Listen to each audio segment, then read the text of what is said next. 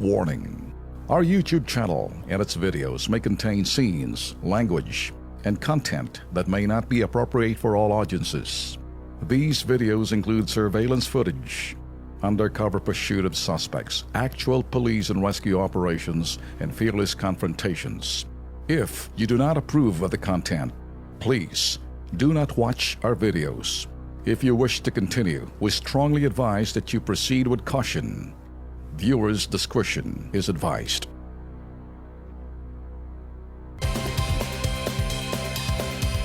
Issue. Yun. Sa kabila ng kaliwat kanang issue laban sa gobyerno, pabor ba kayo sa ginawang Senate hearing ngayon tungkol sa kontrobersyal na pagpatay sa aso sa pelikulang Oro?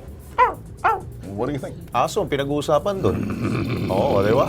So, ibig sabihin, in aid of legislation, baka siguro ang punteriya ng mga senador ho dito, baka buo sila ng batas. Bantay-bantay. Di ba? Malay na ho natin, makabuo sila ng ano doon. Pero ang dami hong issue ng bayan, bakit itong inuuna natin? Tama ka, Lex. Di ba? Ang daming problema ng bansa, bakit itong si Bantay? Mahalaga naman yan. Pero, nabawi ng award, di ba? Yun, binawi Ano bang na. meron dito? Ay, sus Marios. Nagkainitan pa kanina. Si La Honor, galit na galit.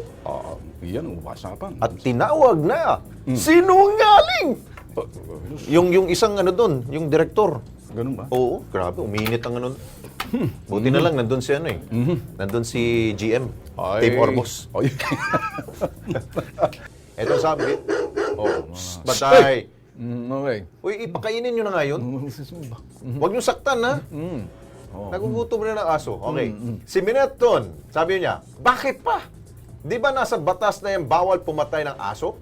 Sampahan na ng kaso. Si Alter Bataan, wasting time lang yan. Pagtunan nila yung kay, sino to? D5.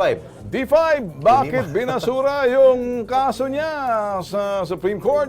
Ganon ang daming testigo at ebidensya. Ayun. Sabi no ni Randy Opeña, waste of time, effort, and money.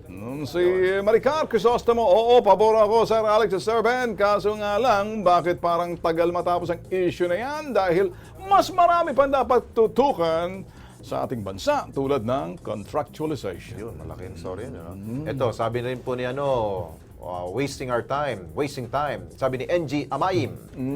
Si Maylene Gabiguing Kuli. Hay, nako, ano ba yan? Wala na bang ibang gagawin ang sa Senado? Mga walang kwentang pinagagawa. Asikasuhin nyo kaso si De Lima at mga pulis na gumagawa ng katarantaduhan daw. Hindi yung mga asong pinagtutuunan nyo. Kaloka.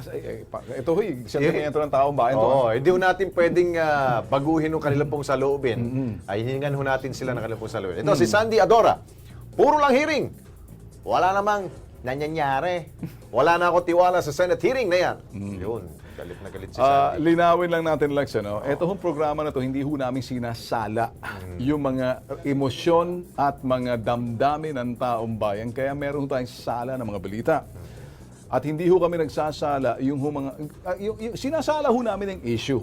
Ita-translate ho namin yan para maintindihan ng taong bayan kung ano ho yung mahalagang bagay. Pero kung minsan, bumababa tayo. So, linawin lang natin, Lex. Tingin mo. Dapat siguro, tama rin yung ating mga kababayan.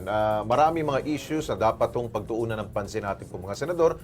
Pero kung in aid of legislation po yan, siguro mas ituunan natin sa...